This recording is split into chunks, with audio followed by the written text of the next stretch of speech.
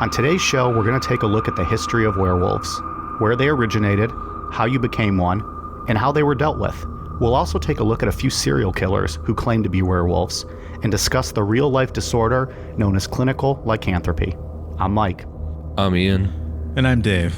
If you're a fan of werewolf mythology, stick around. We're sure you're going to be liking this episode. This is Necronomipod. An oddly behaving, aggressive dog shows up in your village and bites your neighbor. Then your neighbor begins acting strangely as well. They're agitated, maybe even aggressive, and foaming at the mouth like that scary dog was. And then they die. Back before we understood what a virus was or how they work, a werewolf was as good an explanation as any for how a bite could make a person changeling. Especially if you'd heard rumors about people with wolf-like appearances. Such rumors could have come from real medical conditions, like congenital hypertrichosis terminalis, the excessive growth of pigmented hair due to a genetic abnormality. In the past, it was literally called werewolf syndrome because people with it grow unusually thick and somewhat fur-like hair on their face and body. The condition is extremely rare, though. Doctors have documented less than 100 cases since the Middle Ages. So I think I've officially crossed over into the disgusting fat fuck phase of my diet. Glad to have you, buddy. Glad to have you. So last night I made 2 enormous spaghetti sandwiches. And as I was eating it, I was like, you are a disgusting individual. But it was so goddamn good. I like, who doesn't like bread with their pasta? And I'm just sick of dipping it or eating them separately. So I was like, fuck it. I'm going to butter 4 pieces of bread, pile on spaghetti, and make sandwiches out of it. And I sat there like a schmuck on my couch eating 2 big-ass spaghetti sandwiches. And you know what? I loved every second of it. It was so good. I picture the scenario being where you catch a glimpse of yourself in the mirror somehow eating, and you like just staring at yourself and you just shrug, go back to eating your sandwich. Like pasta sauce all on my face, like running down my chest. There's like noodles in my chest. I'm just saying I highly recommend it. It was damn delicious. Sounds pretty tasty. What has there ever been anything that you guys have had that like while you're eating it, you're like, good Lord, I'm disgusting? And if so, what was it? A Wendy's triple that you guys tried to get me to try. It was ridiculous. Fucking grease running all over everywhere. It really is one of the greasiest sandwiches of all time, but it is so good. Like, what am I doing here? Actually, just 2 days ago, I was really fucking hungry. And so I went to get everybody McDonald's. And I'm like, man, I really could eat like 2 Big Macs right now. And so instead of that, I ordered myself that Big Mac dinner box that comes with 2 Big Macs, 2 cheeseburgers, 4 things of fries. And 10-piece nuggets, don't forget those. Yeah, and the 10-piece nuggets. I almost finished the whole thing. I felt so bad about myself afterwards. That's awesome. Like after I got done eating, I'm like, man, you should just feel ashamed about yourself for doing that. That's what I mean. Like I finished my spaghetti sandwiches and I was like, what did I just do? Like I blacked out for 10 minutes and just mauled the shit out of them. And then you sit there like, oh man, I shouldn't have done that. What did you have left of the dinner box? Some of the chicken nuggets. Man. Like 2 of them. 2. And like 1 half eaten like sauce pack that's left with it. Like a ranch or something. Yeah, I felt bad about myself. That's a lot of food there. You come in with like 1 bag for your family and this entire box just for you. What's in the box? What's in the box? So, all right. Well, that's us. We're 3 fat pieces of shit. Now you know. Although if a restaurant, Dave, like Curb Your Enthusiasm, when the deli names a sandwich after Larry. Yes. And what is it? It's like a fucking fish sandwich, isn't it? I don't remember I know exactly. I don't remember the sandwich though. Yeah. Hold on. I'm going to look this up. Was it like a smoked herring on something maybe? Yeah. Hold on, here it is. Smoked sable and whitefish. Yeah, that's what it was, yeah. With cream cheese, pickled onions and tomatoes, and capers. Yeah, that sounds good. So that's the Larry... That's what? I said, that sounds good. I would try it. But anyway, so if a deli, if we ever make the big time and a deli wants to name a sandwich after me, I'm demanding it's a spaghetti sandwich. Final answer. I'd eat it. So, moving on, I guess this is our last show before the holidays or before Christmas. So, I have a couple questions for you guys. One, what is your favorite traditional, like in the sense to you, like your traditional favorite Christmas food? What constitutes a traditional Christmas food, I guess? Like just something you have every year that you're like, it's your favorite thing that you look forward to. I mean, every year Angie makes ham and potato salad on Christmas Eve, so I guess potato salad. I do love potato salad. That's nice. I get a sushi tray on Christmas Eve. Oh, that's good too. God damn, you guys are living it up. Man, now I feel bad about my answer. You can say spaghetti is in a can. I wish. I might start that this year. I do eat. Usually we have, like we'll have people over. I guess I didn't even think about this till just now, but Ian, you reminded me. So we'll typically have like a ham on Christmas Eve. And then when everyone leaves, like later in the evening, I'll pour like a big glass of Christmas ale. I'll make a plate of just ham, like end to end, like dripping off the sides, a massive plate of ham. I'll drink the Christmas ale, eat the ham, and watch Christmas Vacation, and then just pass out like the happiest little fuck in the world. That's right. I forget So you I got that think big I'm gonna plate go of with that, ham. 'cause That's right. There you go. That's a good one. I do love. I don't actually. Ham is not my favorite, but like once a year, I just crave it, and right at Christmas, and it's so good. I stuff cabbage quite often too. I like that a lot. Oh, I do like. What is, last question, your go-to favorite number one Christmas movie? What is it? Christmas Vacation. It's a classic. So I believe my favorite Christmas movie is called The Family Stone. Have you guys ever seen it? No, I haven't, but I know No. you've recommended it before. It's very good. So I'm going to go with that one. All right, Family Stone. I'm with Ian. Christmas Vacation. I know it's classic, and a lot of people say that, but so damn good. I would say Home Alone 2 is a close second on that. Oh, that's interesting. You like the second Home Alone better than the first one. Yeah, those movies crack me up. I think they're fantastic. Have you ever seen the third and fourth one? No, Yeah, I don't have time for that. Get out of here with that bullshit. Okay. Well, that's it. That's our food and movie talk. Thank you. We'll see you guys next week. That's going to be next week's show for an hour. That really is our year-end show. Some people live for it. Most people are probably just not even going to download it. Yeah, their loss. So, anyways, Ian, what do we got tonight? Tonight we are going to be talking about the history of werewolves. Werewolves have shown up in culture as far back as the ancient Greeks, with the story of King Lycaon and Zeus. In the story, Zeus went to visit Lycaon disguised as a common man, and to test if he was a god or a common man, Lycaon killed a hostage and fed the remains to Zeus in a meal. There's also another version of this where Lycaon kills one of Zeus's sons and feeds his son to Zeus. That's Either not way. very nice. No. Nope. That's like Yeah, Game of either way. Thrones when Arya fed, what's his name? Cooked his sons and fed it to him. That's where that came from, probably, huh? Yeah, probably. Interesting. Right, Mike? Yeah? Right? Spoiler alert. Jeez. Some of us haven't seen it yet. So, furious, Zeus transformed Lycaon into a wolf. This story is in part where the term lycanthropy comes from, which is a real mental disorder that is listed in the DSM-5 that branches off from schizophrenia. A person suffering from lycanthropy fully believes that he or she can transform into an animal, or that they just are an animal at all times. That's what the snake guy had. I'm a snake. Yeah. I'm a snake. Love that guy. It's interesting. It's not specific to wolves either. Like someone with that disorder can think that they're anything. What would you guys It's so choose weird. to be? I never really heard of that before. No? What would you choose to be? If you could pick your own schizophrenic Or does it animal choose to be. you? It probably chooses you, right? I don't know. What's DSM-5? A list of...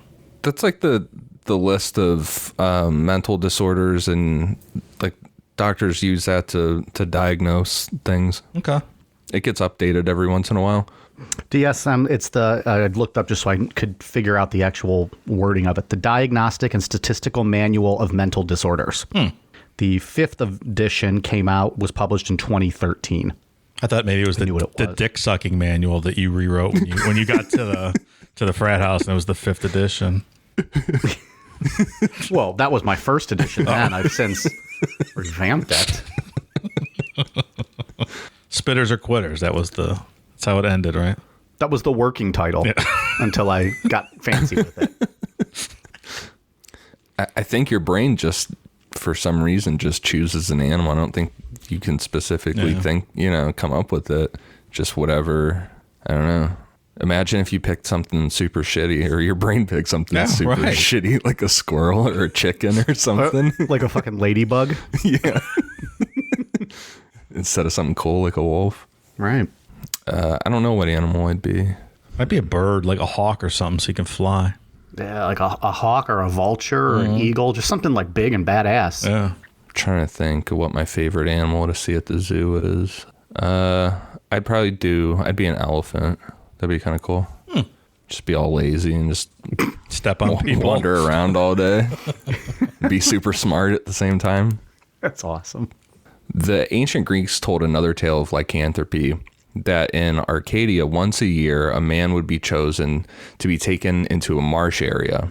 Once there, he was ordered to take off his clothes, swim across the marsh, and would then transform into a wolf. He would then join a pack of wolves for 9 years, and if in that 9 years he could refrain from eating human flesh, he would turn back into a human. It's a long time, 9 years. Yeah, you're missing out on a lot of your life, your human life. Yeah, right. So obviously you're going to eat people. What else are you going to do? That might be the only excitement you actually have. Yeah. Getting into medieval Europe, there was widespread belief in werewolves, specifically, quote, wolfmen. In literature, wolfmen were depicted as literally men trapped inside the bodies of wolves. These accounts of men trapped in a wolf's body weren't viewed as hostile, like we're going to get to in a bit here with like specific werewolves. They were only known to attack whoever put that curse on them, which was usually their spouse. Starting in the 14th century through the 16th century, werewolves were a common term written in religious texts as being servants to the devil and were associated closely with witches. Werewolves also took a metaphorical place in folktales based on general fear of wolves. Wolves were extremely hard to hunt at the time, ate livestock, and there are very real accounts of packs of wolves attacking rural towns and killing multiple people. Oh, that's a real scary threat back then. Yeah, I read an account, I want to say it was like the 1400s, maybe 1500s, about a small town in France where like a pack, they like had these accounts of a pack of 40 wolves just came in and just started tearing everybody up. Oui, monsieur. That's fucking terrifying. Yeah.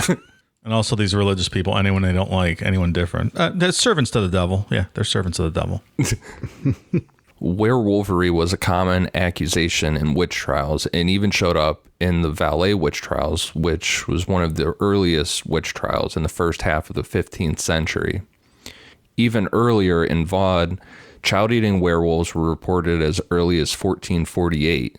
The height of attention to lycanthropy came in the late 16th to early 17th century as part of the European witch hunts.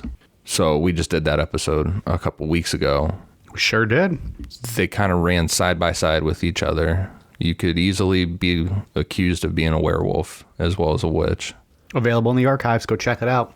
Did it have anything to do with gender? I mean, is it mostly women were witches and men were werewolves? You know what? I found some accounts of women being called werewolves in history, but for the most part, it seemed like it was men. In 1653, a Vaud pastor publicly argued that lycanthropy was just an illusion. After this, I'm surprised they didn't just say he was a werewolf and kill him. But right. If he was in Salem, that's what would have happened. Oh, you're a witch too. Yeah. But after this, the only further record of lycanthropy being prosecuted was from 1670 of a boy who claimed he and his mother could change themselves into wolves, and nobody took that serious. Are there any eyewitness accounts of actually seeing them in full wolf, hairy and, like actually transformed into a full werewolf? Or is it more like projecting on them, kind of like the Salem and the witch stuff? I think it seems like it was more projecting on them, but I think what it is with some of these guys that we're going to get into in a little bit here, I think it's very early serial killers that people didn't understand the idea of serial killing, and there's all these wolf attack, like actual real wolf attacks happening. Right.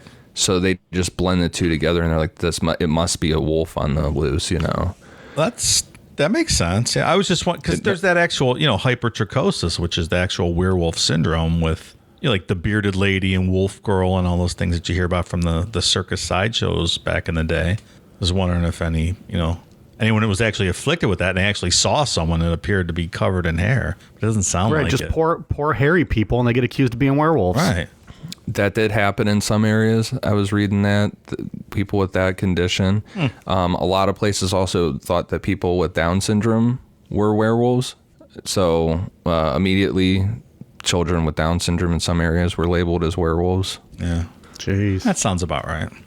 The attacks on rural towns from packs of wolves we just talked about a minute ago lasted into the 20th century in some areas.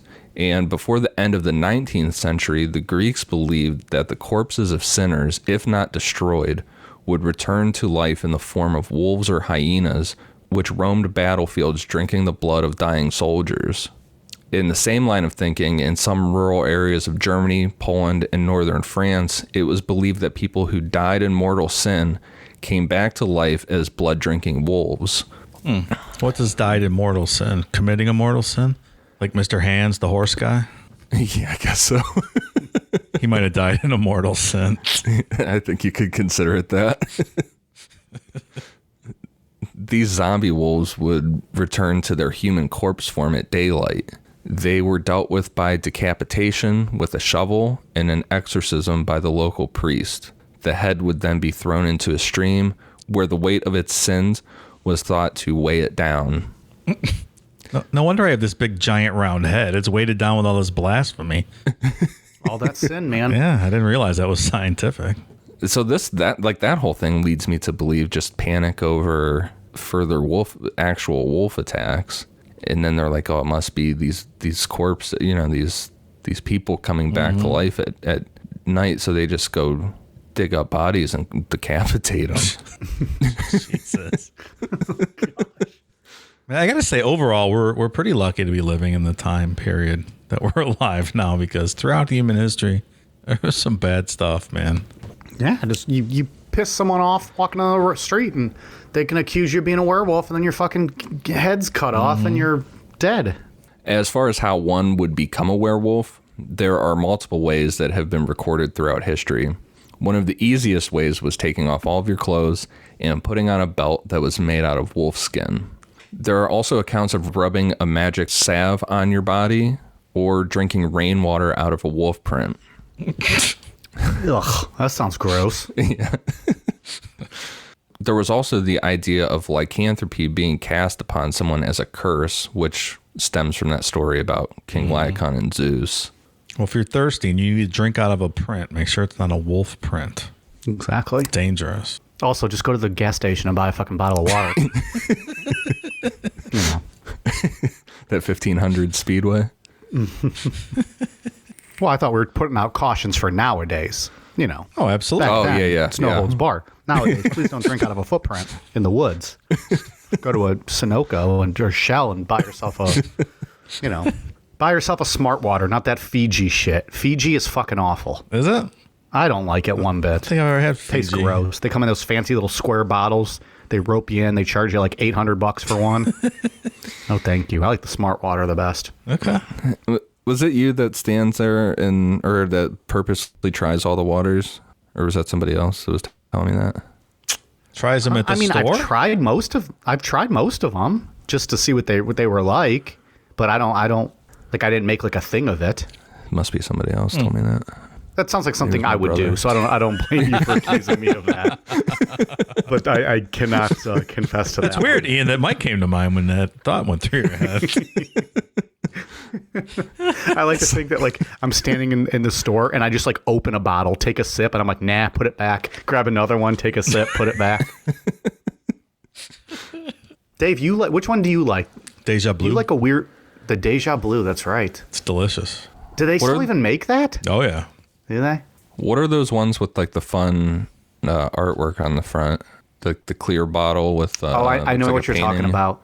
I don't remember what it is, but I know the exact ones you're talking about. Are those Yeah, I like good? that stuff. Yeah. I don't know if I've had those ones. So multiple remedies have existed for werewolves throughout history. The ancient Greeks and Romans believed that the power of exhaustion would cure someone from lycanthropy. The victim would be subjected to long periods of physical activity in hopes that they would be cured. And if nothing else, you're skinny and you have good endurance. So, I mean, that's a positive. Yeah, your cardio will be good. Right. That is true. Maybe we shouldn't be getting these werewolves in better shape. You got to be real careful there. Things fucking hunting you down, chasing your car. Again, I'm speaking nowadays.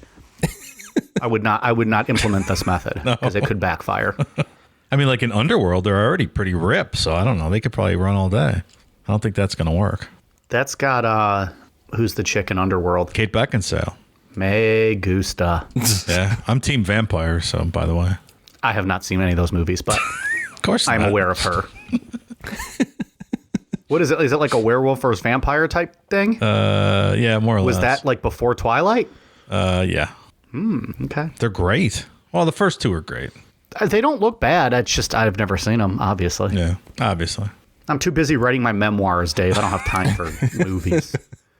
And I'm reading the DSM and Dripping spaghetti sandwiches all over your lap. well, it's on my my cheat nights, which is 4 nights a week, sometimes 5 or 6. In medieval Europe, there were 3 methods to cure a victim of lycanthropy. Medicinally, usually with the use of wolfsbane, surgically, or by an exorcism. And spoiler alert, many of those surgical remedies proved to be fatal to the person. They died pretty quick.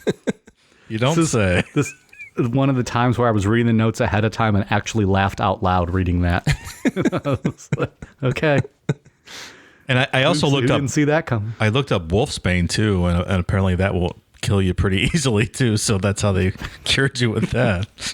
But then if you die from any of this, they'll probably just say, "Oh, he must have been a werewolf. That's why he right. died from That's this." right. And then they're like, "Oh, fuck it." Yeah, the idea somehow the idea that they had fur on the inside of their skin came about. And then at night or whenever they wanted to transform into the wolf, the hair would come out. It would come through the skin. And then when they changed back, it would go back inside their body. And there was an account of one guy who claimed that, I can't remember if somewhere between the 14th and 16th century. And the magistrate just cut off his arms and legs to see if it was true. And it was not. He did not have any fur on the inside. Oh, sorry, no do-overs. He also didn't have life after that. Ian, have you ever seen American Werewolf in London? A long time ago. Like that was a really good werewolf movie. They had, Yeah. like a great transformation scene, the guy turning into the werewolf. I've only seen it once, and it was a long time ago. Yeah, that's an old movie. It's really good though. I like the song by Warren Zevon. Werewolves in London. It's a good tune. Yeah. I'm trying to think of a real good werewolf movie. I like those old Wolfman movies from way back Yeah. when. I think that's where kind of the vampire werewolf stuff started, like Dracula versus the Wolfman, all those old B Right. movies and that stuff. All right, we'll just say it's Teen Wolf and move on. Yeah, it is a good movie. I didn't even think of Teen Wolf. I've never even seen it. I just know of it. What? Teen Wolf You've never was seen Teen great. Wolf? How are you guys even surprised anymore that I haven't seen these movies? That one's pretty surprising. It's Michael J. Fox, right? Yeah. I actually like him a lot too, so I'm surprised I haven't seen it. He's fucking surfing on top of the car, That's right. It's great. slam dunking basketballs and shit. As a werewolf. It's a fantastic movie. See? And yet I'm thinking of this one and you guys aren't. Yeah, I didn't even think of that. Good job, Mike. I was saying it as a joke, thinking you guys were going to shit on it. I think it just officially became hey. the werewolf movie of Necronomicon. That's It is a great movie. Really good. A Sicilian belief of Arabic origin says that a werewolf can be cured by striking it on the forehead or scalp with a knife. And that's not like just a tap on the head. That's like a full-blown hit on your forehead. That's what I was going to ask. Like just, oh, ding. No. Like not stabbing them, just hitting them with it? Yeah, just straight up hitting someone right on the forehead. You have to essentially bop a werewolf on the head with a knife. Yep. And good luck getting that close. Another belief from the same culture involves piercing of the werewolf's hands with nails. In the German lowland of Schleswig-Holstein, a werewolf could be cured if one were just to simply address it by its Christian name 3 times. Michael. There you go. That'll do it. While one Danish belief says that just scolding a werewolf will cure you. You can just yell at one and it's done. Stop it right now. That's it. Cured. Scolding. You're a naughty werewolf. You're naughty. Like Tommy Boy talking. Remember that? I do. I have seen that movie. Was he talking to his biscuits? You're naughty. I think that's what it is. Wasn't that Tommy Boy? Conversion to Christianity was also a common method of removing lycanthropy in the medieval period. Devoting yourself to St. Hubert has also been cited as both a cure and protection from lycanthropes. We're going to cover that conversion to Christianity method in Bible Babble at some point, I'm sure. In St. Coming Hubert. soon. We should clarify so I don't get 1,000 questions. Coming soon to a $10 patron tier near you. Best value this east of the Mississippi. Well, I mean, as long as it doesn't suck, Dave. No pressure. It might be awful. Might last 1 month. We'll have to see. When we immediately lose all of our $10 patrons. They're like, uh-oh. You suck. We'll be right back. Is there something interfering with your happiness? Something keeping you from achieving your 2020 goals? Let's face it, these are certainly trying times. From being cooped up inside your home to wondering how you're going to pay next month's bills, we're all experiencing some form of stress or strain on our mental health. And for that, BetterHelp is here for us. BetterHelp is an online mental health provider that will assess your needs and match you up with your own licensed professional therapist. The best part? No waiting rooms. That's a pretty big deal if you're as impatient as I am. BetterHelp is a safe and private online environment that will have you communicating with a counselor within the first 24 hours. And once you've begun, you can send your counselor a message at any time, always getting a helpful response in a timely manner. You even have the ability to schedule weekly video or phone sessions, all from the comfort of your very own couch. BetterHelp is available worldwide and has a broad range of expertise available, including licensed professional counselors who specialize in depression, stress, anxiety, relationships, sleeping, trauma, anger, family conflict, LGBT matters, grief, and self-esteem. In fact, so many people have been using BetterHelp that they're currently recruiting additional counselors in all 50 states. Not happy with your counselor? No worries. BetterHelp is committed to facilitating great therapeutic matches and makes it easy and free to change counselors if needed. Remember, everything you share with your BetterHelp counselor is completely confidential. And while it's not a crisis line, it is a convenient, professional, and affordable way to seek the help you deserve. Financial aid is even offered to those who qualify. Want to hear how BetterHelp assisted people just like you? Check out the testimonials posted daily on their site. Look, we here at Necronomipod want you to start living a happier life. So, as a listener, you'll get 10% off your first month by visiting betterhelp.com/necro. Join over 1 million people already taking charge of their mental health. Again, that's BetterHelp, betterhelp.com/necro. With that, let's get into some accounts of specific werewolves in human history. The first one we're going to talk about tonight is a guy named Peter Stube. There's also in history a lot of different spellings of his name. There's some that say Peter Stump, Stump spelled multiple different ways. I just like the way Peter Stube sounded, so I went with that one. Works for me, yeah. Peter Stube was born in the village of Eprath near Bedburg, which is 30 miles west of Cologne, Germany. The year of his birth is debated, but it's assumed to be somewhere between 1545 and 1550.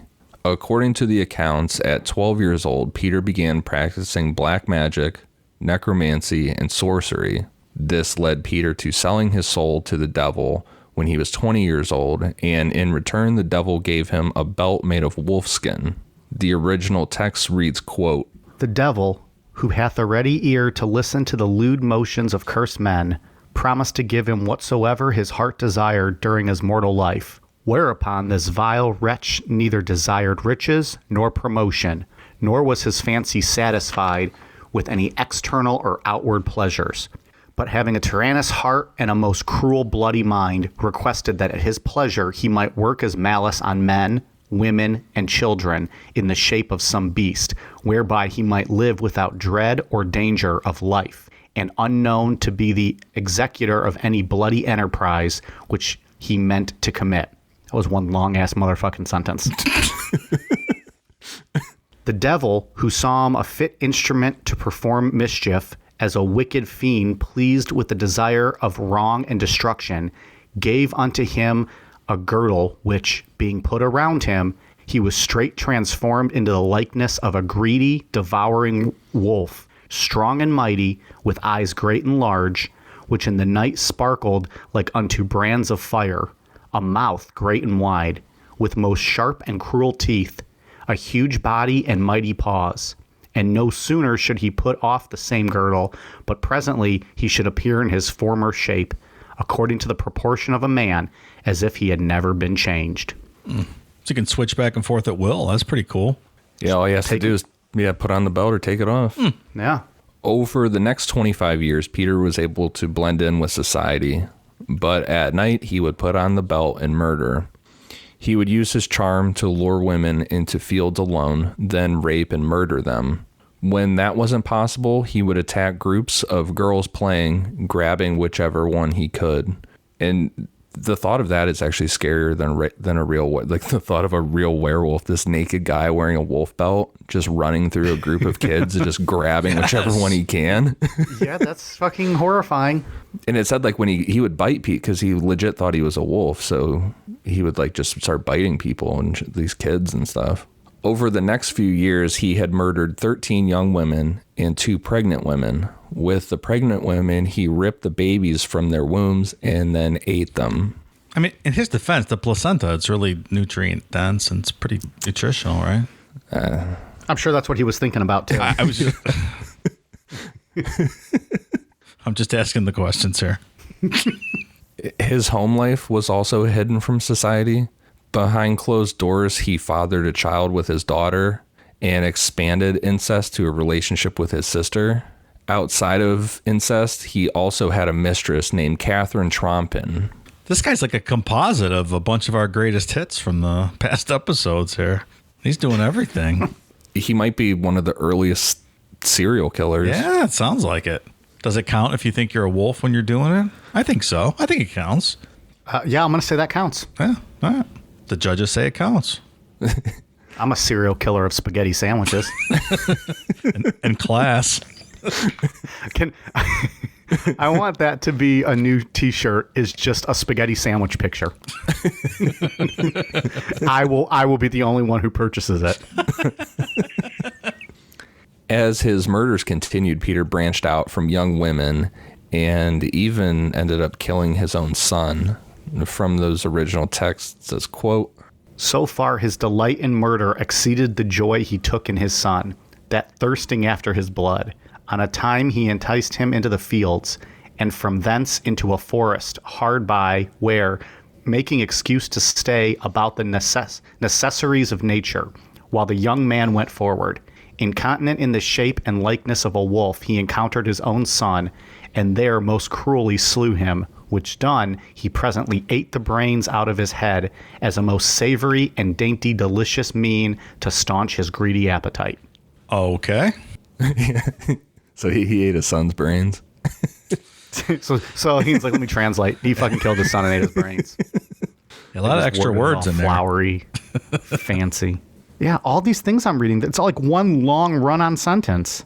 What are you going to do? Where did these accounts come from? Just like people who wrote about it back during the trials and whatnot? Or I can't remember the specific year off the top of my head, but like a pamphlet. You remember? I can't remember what episode we talked about pamphlets, and like pamphlets were a big deal back then. No, it was written in a pamphlet like that. So like the first eyewitness account of him. stuff. Yeah, like not hundreds of years later telling stories. These are kind of eyewitness accounts. Right, yeah. Unlike the Bible written hundreds of years later with no eyewitness accounts. Save it for Bible Babble, Dave. Don't give any more spoilers away. Let them pay for that shit. A specific account tells of Peter hiding behind a bush in a forest after he spotted 3 people that he knew, 2 men and a woman. Peter yelled out from behind the bush, calling one of the men. And when that man went to see what was going on, Peter killed him. When the second man went looking for the guy that went there first, Peter also killed him, and then went after the woman. Once he caught her, he raped and murdered her. Always stay together. Don't go out on your own. Don't fall for that gag. A lot of life lessons in this story. Yeah, right. It's like, hey, Billy, I'm behind the tree. Come by yourself. Yeah. Like, all right, next. Jimmy, I'm still behind the tree. Billy's here. Another documented account tells of Peter running through a group of children and grabbing a young girl. Before he was able to bite into her neck, her screams disturbed cattle nearby, and they stampeded towards Peter, stopping him. The girl was able to identify Peter as her attacker. So you might say the cattle stampede was a bit of bovine intervention.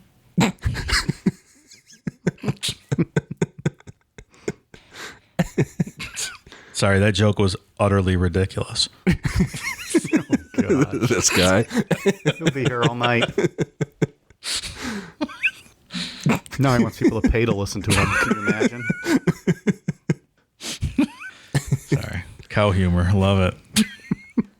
So with this girl having like an eyewitness thing, like being able to identify Peter, the town put out a kind of an edict to kill any wolves that they see and hunt down any werewolf. So Peter was out with his belt, naked with his belt on, and was hunting, and he knew people were he saw hunters coming through the woods, so he figured that he could just take off the belt and would transform back into a man.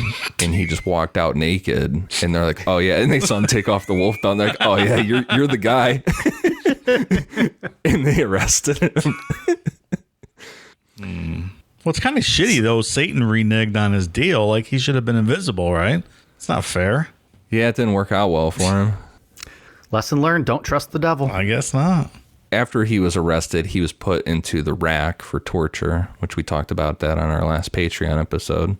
It's Lex Luger's finishing move, right? Torture rack. I wouldn't want to be put in that. You seen that guy? He's fucking huge. Oh, man. I used to do that to my brother all the time when we were kids. Oh, yeah. It's great to do. Did you do that to your mom, Mike, or was that just a flying elbow off the couch?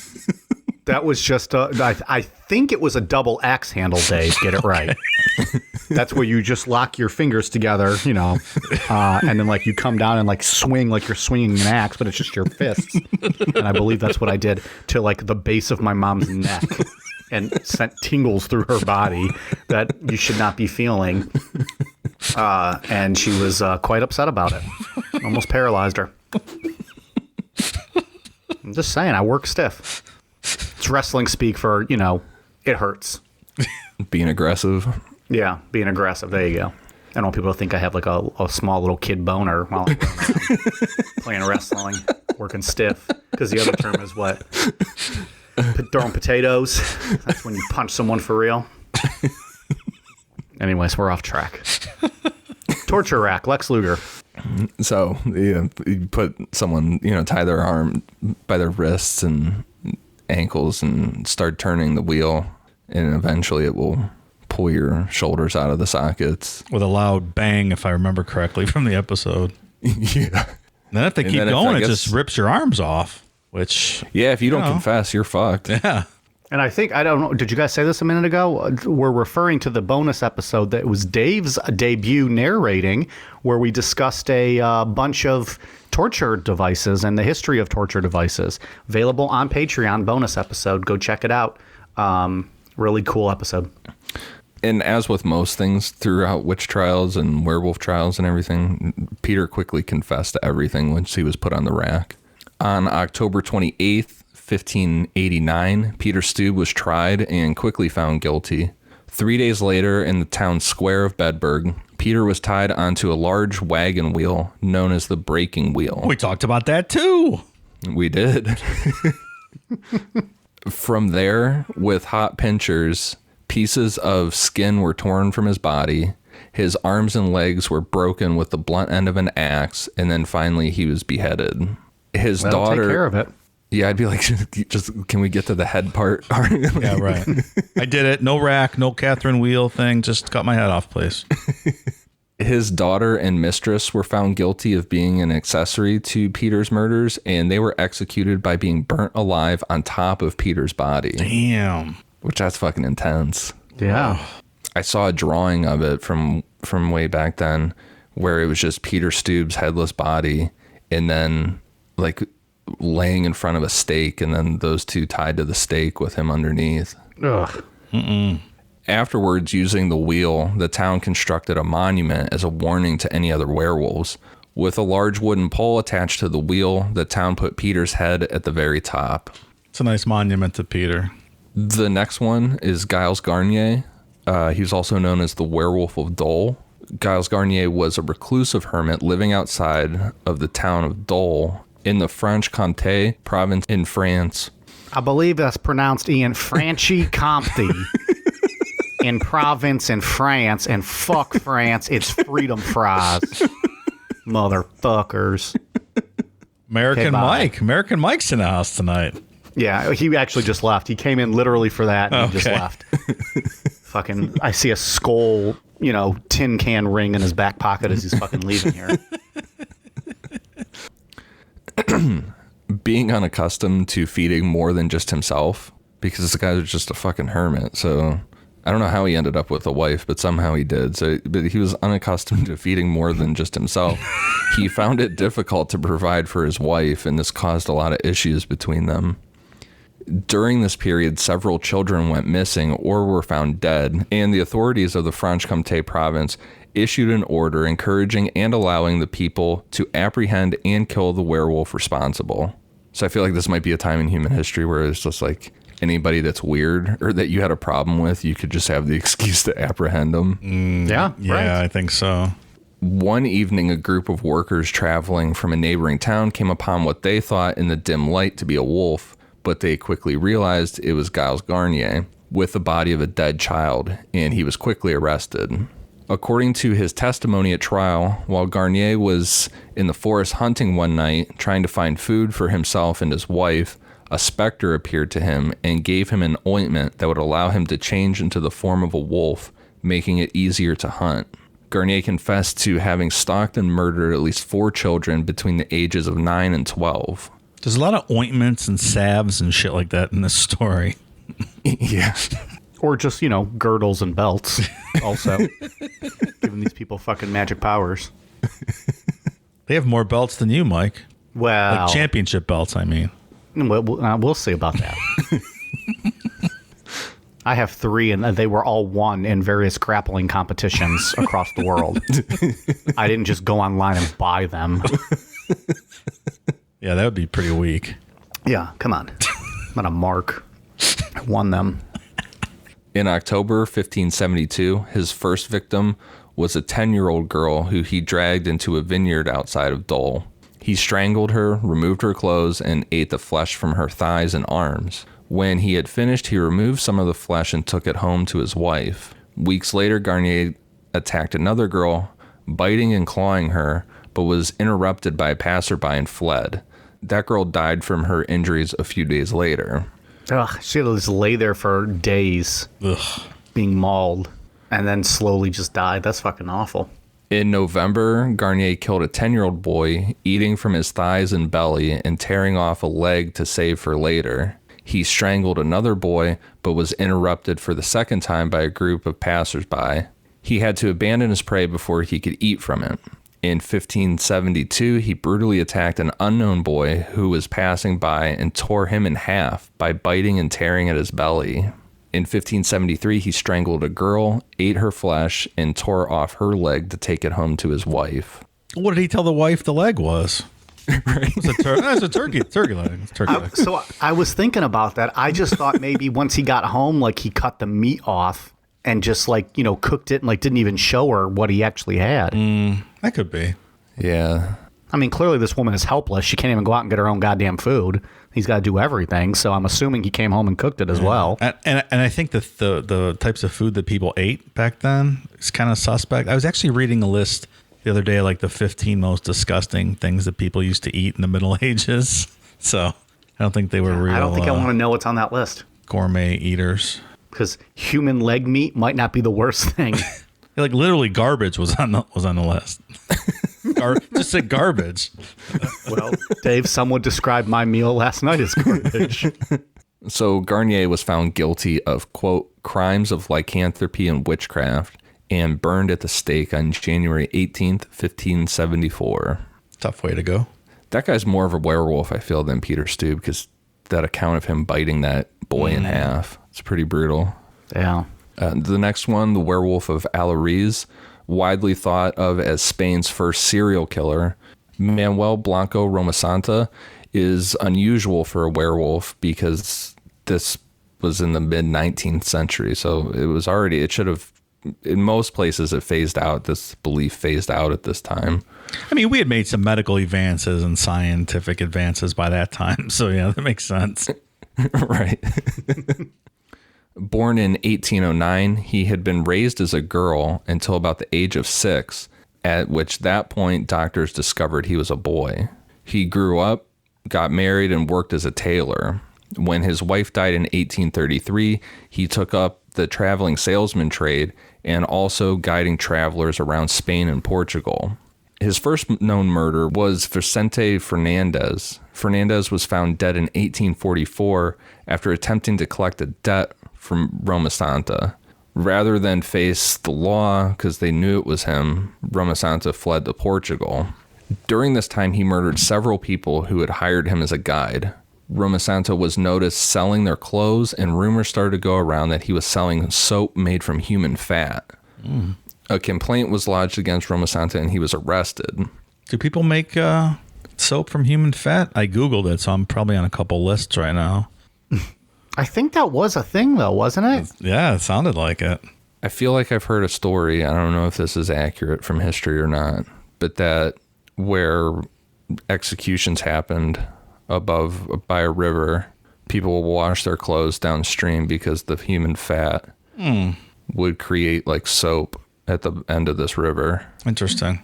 Well, and I always think there were stories of the Nazis doing stuff like that during the Holocaust, too. Yeah. Ugh, it's pretty gross. But I mean, we could open like a liposuction clinic and make soap. Kind of be like a dual business. I agree. And what else do you do with it? Yeah. Throw It's it like down how the Bath and toilet? Body Works. See? I got lots of ideas. I'll be here all day. You ever watch those shows on like TLC or something? No, I can't Nope. watch that stuff. Yeah, I can't watch it either. It grosses me out. Yeah, I don't do well with all that surgery stuff. Nope. So once he was arrested, he confessed to 13 murders and said that he had been cursed with lycanthropy. But upon being asked to demonstrate his transformation abilities, Roma Santa said that the curse had passed and he was no longer afflicted. I am hailed. He was actually acquitted of 4 of those deaths. Those forensic examinations found that those murders had been committed by real wolves, so those were from wolf attacks. But he was found guilty of the rest. A psychological examination of Roma Santa's doctors determined that he had invented this curse of lycanthropy, and he was sentenced to death. We're not buying it, fella. Yeah. This was commuted to life in prison on the request of a French hypnotist who believed that Roma Santa was suffering a delusion and petitioned a stay of execution so that he might study Roma Santa. According to Mike, I think he thinks the hypnotist is the one that's suffering a delusion, right? Well, I mean, if we're going to label one of them delusional, probably that guy. An 1863 newspaper reported that Roma Santa passed away at that year in prison from stomach cancer. He beat the hangman's noose. That doesn't so there you sound go. sound like a pleasant way to go either. So I'm sensing a pattern here that werewolves are not real. Maybe it's just me, but it's kind of where I'm leaning right now. You mean to tell me those girdles don't actually work, Dave? I'm suspect at this point. And the last one on our list is the Gandione werewolves. The Gandione werewolves were a family who, in the late 16th century, were accused and executed of being werewolves. In 1598, a young girl and her brother were attacked by a wolf. Benoit Bidet, aged about 15, had climbed a tree to pick some fruit and saw a wolf dart from some bushes and attack his sister. Jumping down to protect her, Benoit pulled out his knife. The wolf rushed at him and drove the knife into his neck. A crowd of people heard the commotion and chased the wolf away. The girl ended up dying at the scene, and Benoit was taken back to his father's cabin, where he died of his injuries a few days later. Before he died, Benoit claimed that the wolf that attacked him had hands like a man covered with hair.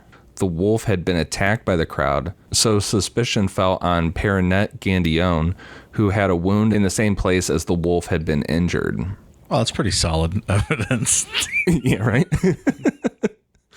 Henry Boyer, who was a notorious witch hunter, arranged a mob and executed Perinette shortly after. However, there were rumors that the whole family practiced black magic, so Boyer had them all arrested. Just like that.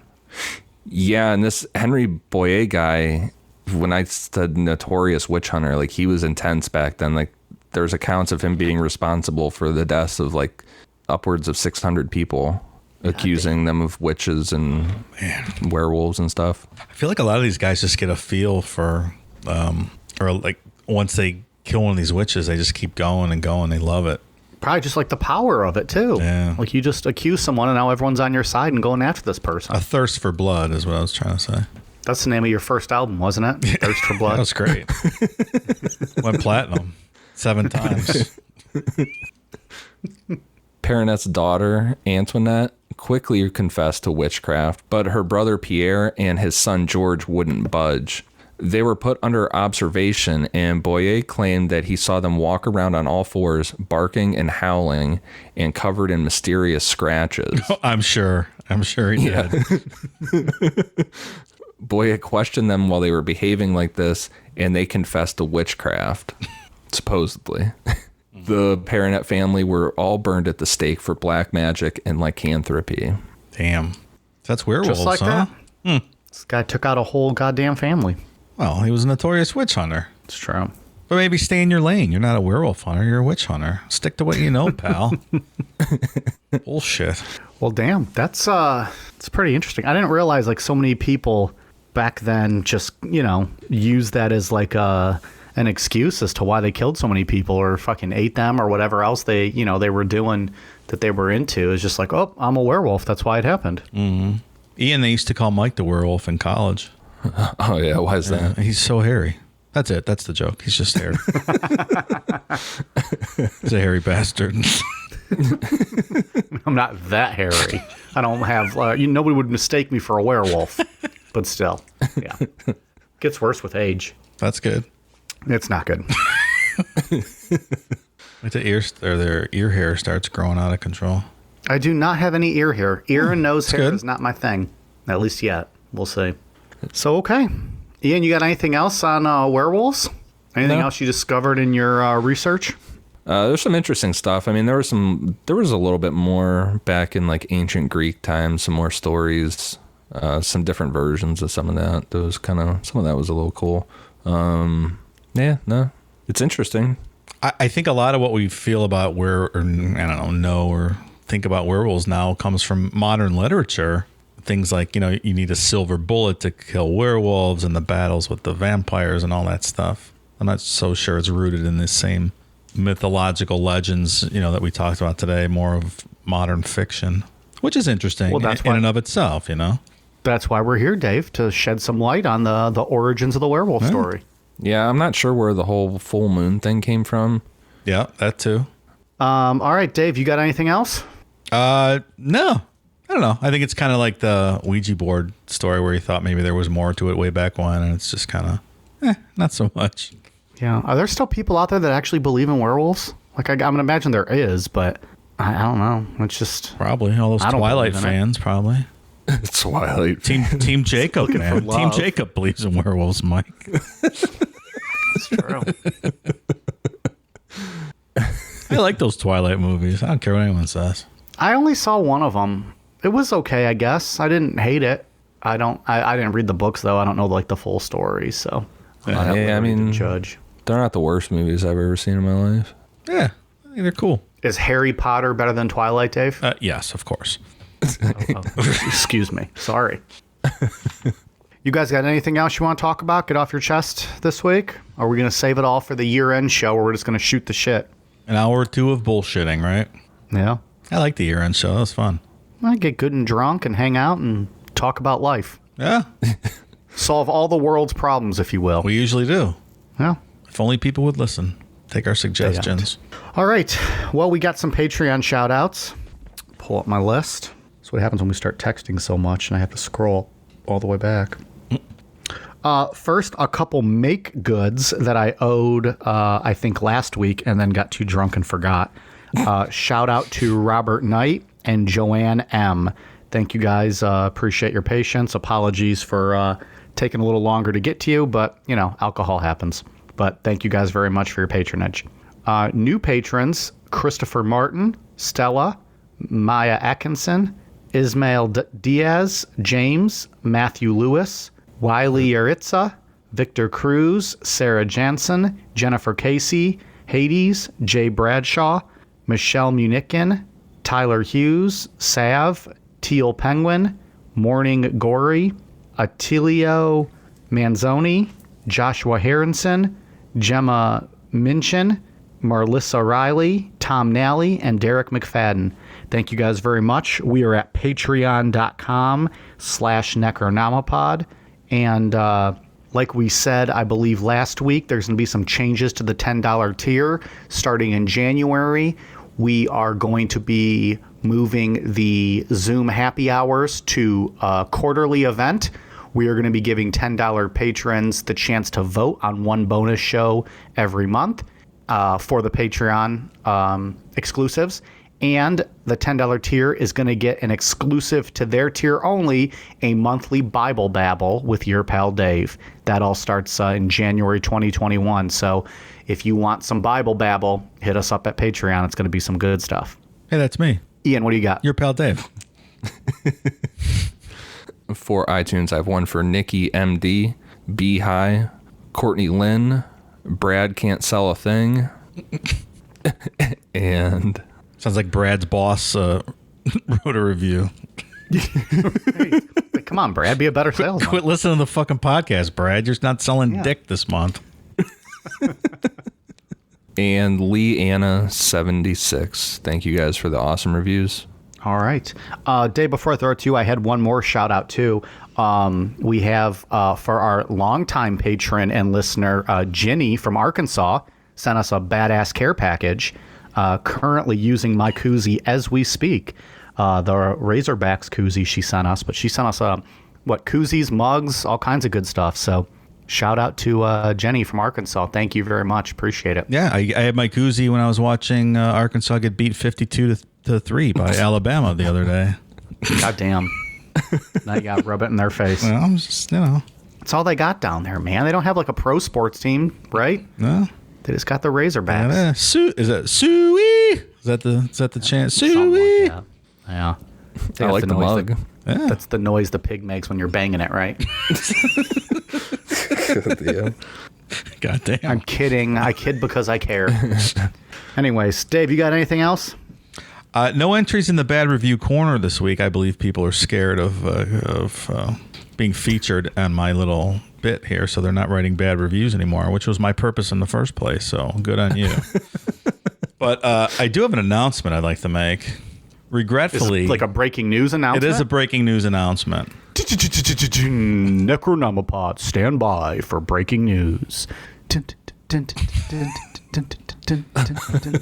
So it is And you're on. It is my duty to inform everyone that voting for next year's first episode has been suspended. What? So we've identified a pattern of voting irregularities and anomalies were detected in the vote totals. Therefore, we've undertaken a forensic review, and we're going to have to provide an update when available. I don't know when that will be. Forensic voting reviews take a long time. So I don't know where we stand at this point, but voting has been halted.